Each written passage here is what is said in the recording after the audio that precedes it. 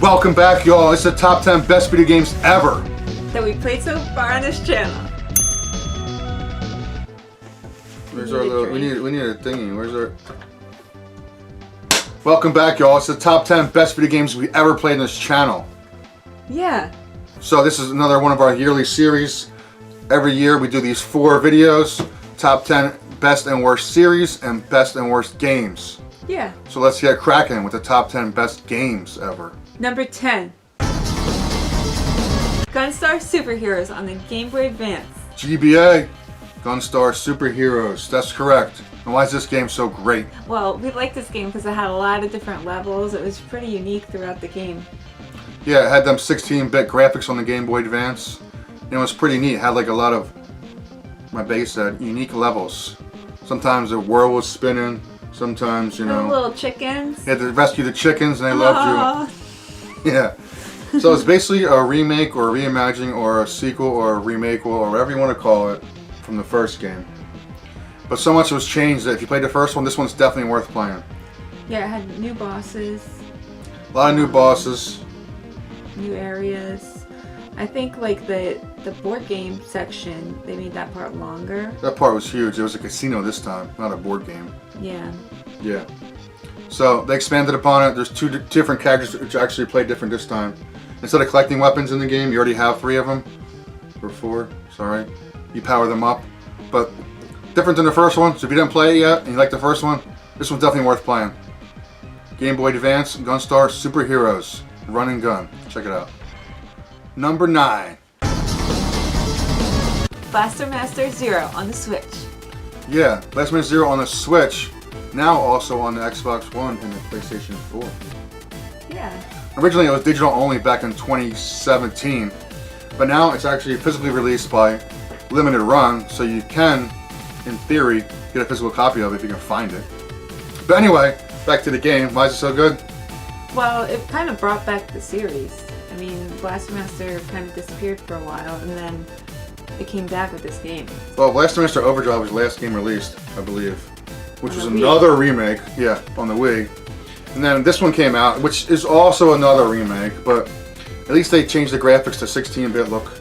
They added a lot of bosses, they added a lot of backstory with Eve and stuff. And it's part of a trilogy, so they brought it back as a remake, but also started a whole new 3-game trilogy. Yeah. So the controls are great, the music was great, it's by Inti Creates, the graphics are cool, the new boss ideas are good. There's like 4 or 5 DLC packs. My favorite is the one where the boss rush one. Oh yeah. Where like you just fight the bosses in a boss rush room, and it's pretty fun. There's also like a PvP DLC. So it's a good game. Inti Creates put a lot of heart into it, and there's plenty of DLC. Yeah, there was 4 characters were released. In addition to the extra stuff at the end. And then there's a secret level. If you get every item in the game, there's a bonus 9th level, which is neat. You get the true ending.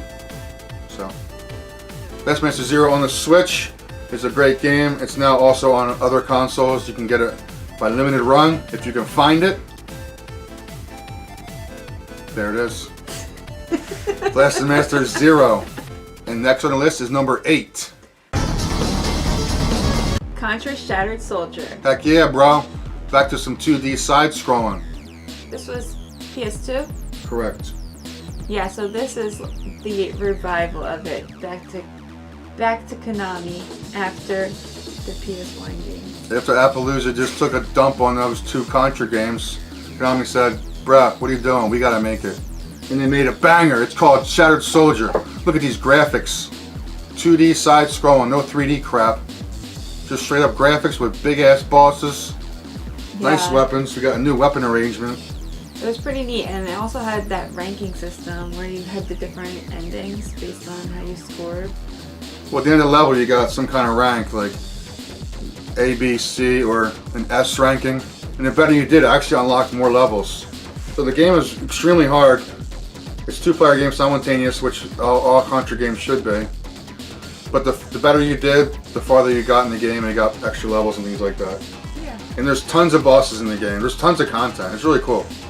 But you have to be good to see all the content because it's locked behind, you know, the ranking system. So. Or have someone who's really good and you can see it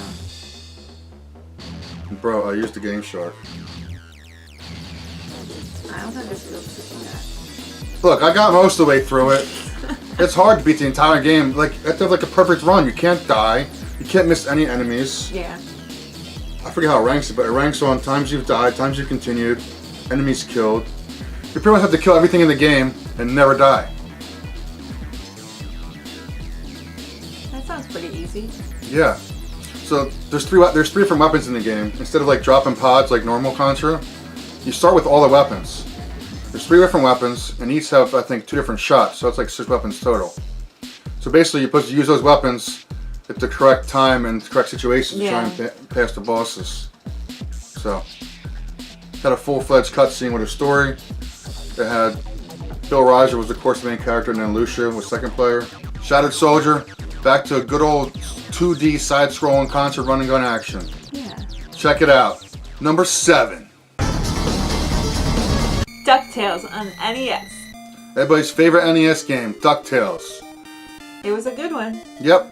Mr. Scrooge collecting money and being ignorant. That's what the game's all about. No, but really, it was a good classic game.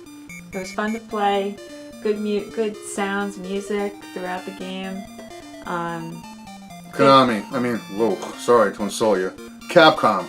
Great music, great game control, great gameplay. What else do you expect from Capcom in the 90s? Yeah.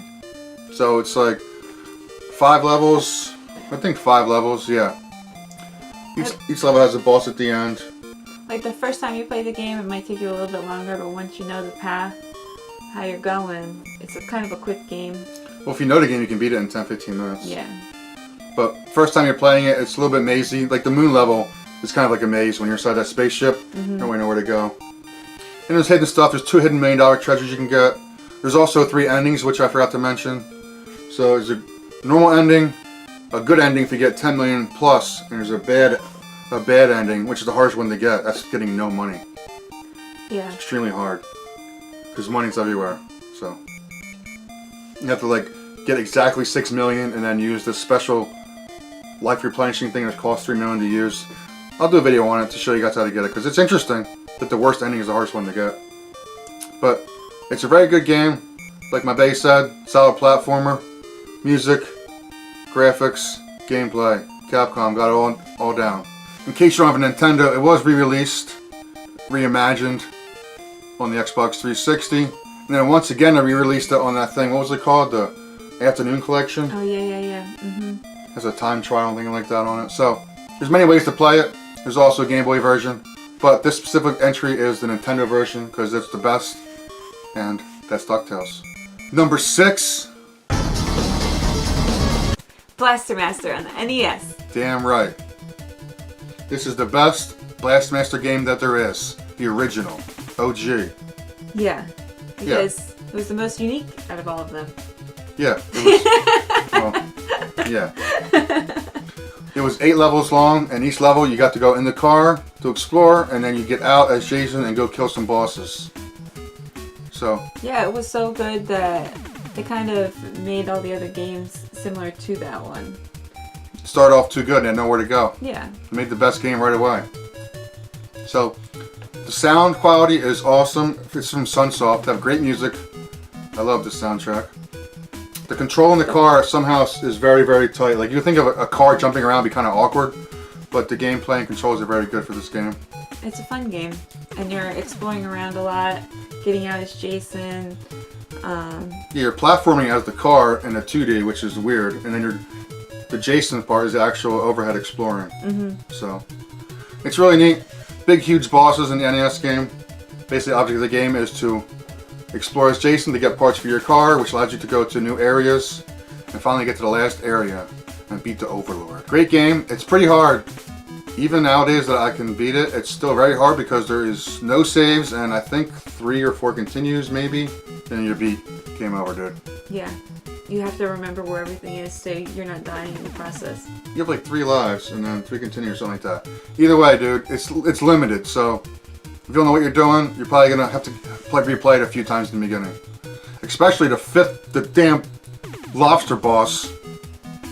That guy's crazy. If you don't know what you're doing on him, you're gonna die a few times. He's got 3 phases of bubbles, and they don't come slow. I'm telling you, that shit's rough. And it's not really like a quick game to just restart. No, it's like a 2-hour game probably. So, get practicing because it's rough. But we beat it because we always beat the games on this channel. Next. Vectorman on the Genesis. That's right. The worst series ever. That's one of the best games ever. This is Vectorman, as in the first one, not the second one. This game was so fun because it had such good music. You were like dancing the whole time, even if you were annoyed at something going on. It's Yeah. like you could just start dancing and feel good. And it seemed like there was like a good variety of different level types. They reused a couple, but every like couple levels was like some gimmick level, like that train, and then the disco one, and then the one where you're like walking on that scroll as a frog. Mm-hmm. So they really used the Vectorman morphs to their advantage. Basically, in case you don't know, Vectorman is just like a bunch of orbs thrown together to make a robot. Yeah. So he transforms in different things during the level, or the whole level itself is different. But I had this game when I was a kid. I remember beating the last boss, or at least getting to him. I remember the tornado scene. So I had this game all the way back when it came out in the 90s. I think the sound quality is great. I like this, like when he shoots the gun. I just like that sound. I don't know why. It's a satisfying like sound. I think it's the character for me because I feel like it's just fun to watch. At least like a memorable mascot. Yeah. He's cool. He like has attitude, even though he's just a bunch of orbs. No, he gets when bored. he wins, he's like, yeah. His head's bobbing around. He gets bored. He starts juggling himself. Yeah, he like juggles his own armpit. He's like, let's joint. go. Yeah. What are we doing? So that's like, it's a good way to have a storytelling. Like, he doesn't say a word, but you can tell like his attitude and how the kind of guy he is. I don't know. It's a cool game. I like the bosses in it. I like the variety. It's a long game, and again, no saves. So, no continues, right? No continues. You have a certain amount of lives. If you lose the lives, game over, start over. But you can get extra like little bulbs of your life, so you can get. Yeah, you can collect things throughout. There's a lot of hidden stuff. Unfortunately, it's on a timer, so you can't explore everything your first time. But there's so many hidden things. There's all different kind of weapons you can get. There's different morphs you can turn into a car, helicopter, you know, a lot of different things. Not a 2-player game, but definitely a fun 1-player side-scrolling shooter. That's Vectorman on the Genesis. Yeah. Check them out. Number 4. Contra on the NES. Contra on the NES. This time, instead of having Super C and Contra as a separate entry, kind of just put them both together right here because it's so similar. So basically, this is Contra on the NES. They're great classic games. I mean, you want to play these. These games are still held up today. The controls are so good. The graphics are good for Nintendo, obviously, and the music's good. There's games today that control worse than Contra, which came out in 1988 or whatever.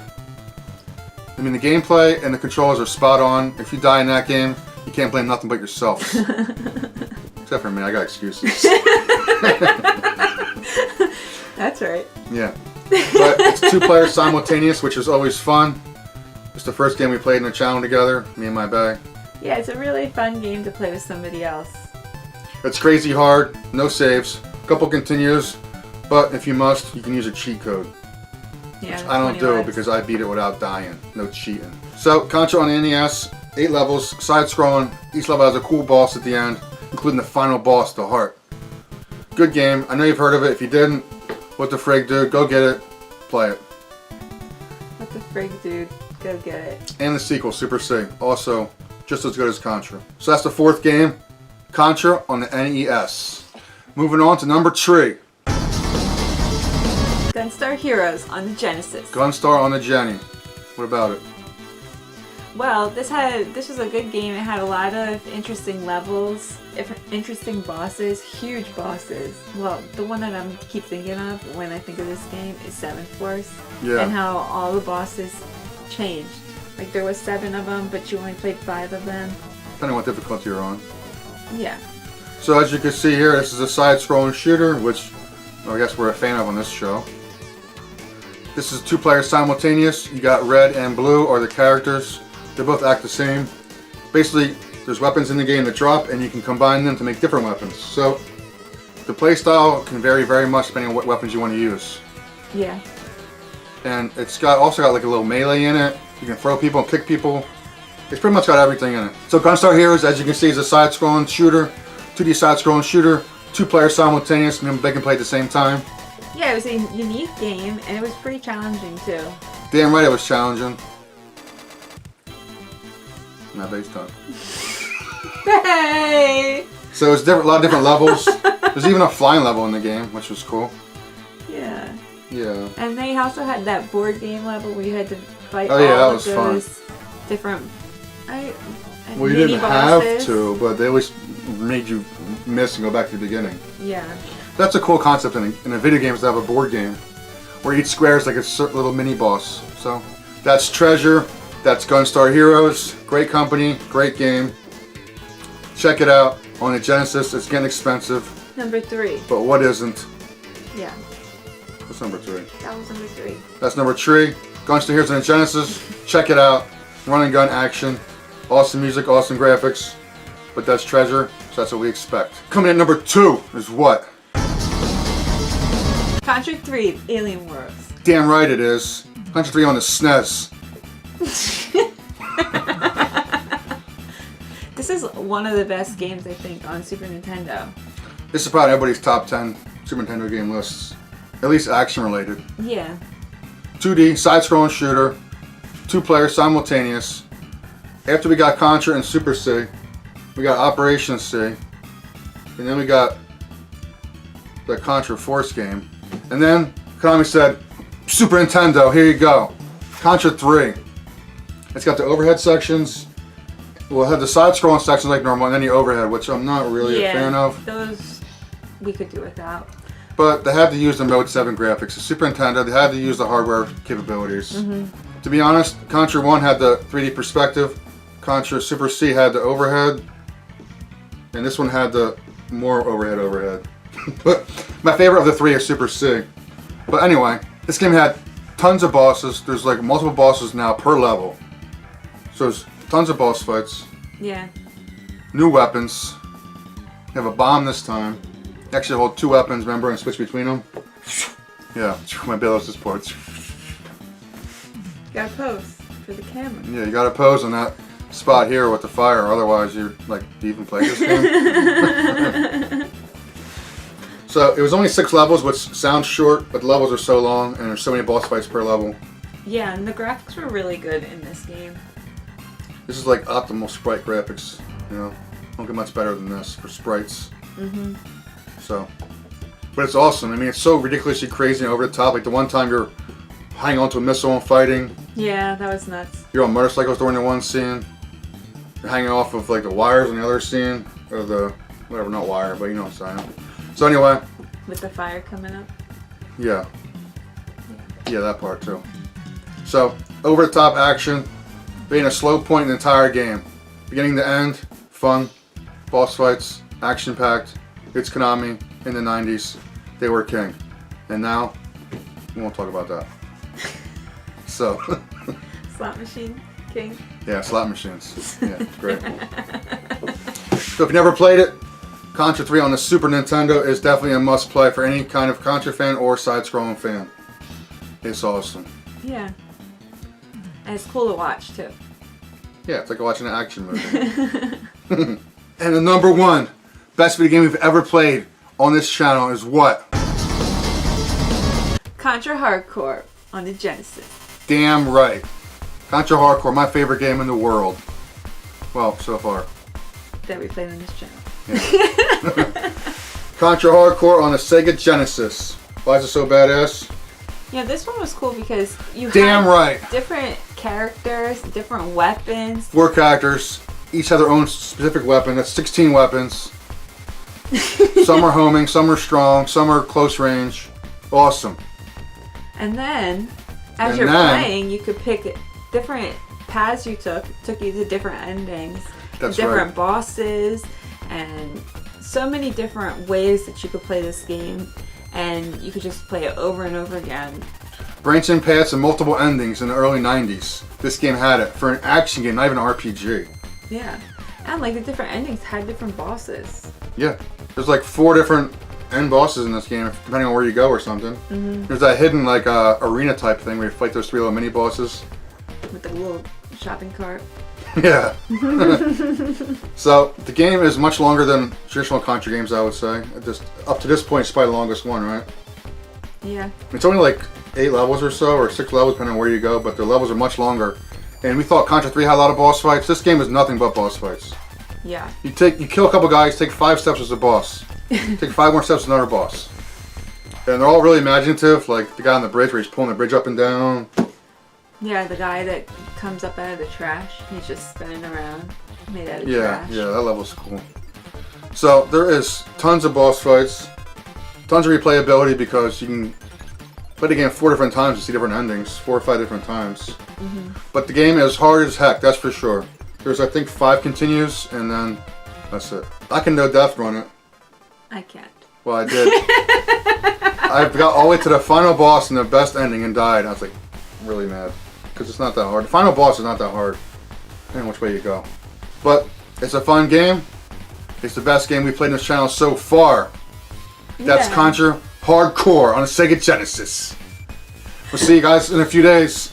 Thanks for watching. Bye guys. Deuces. That's Vectorman.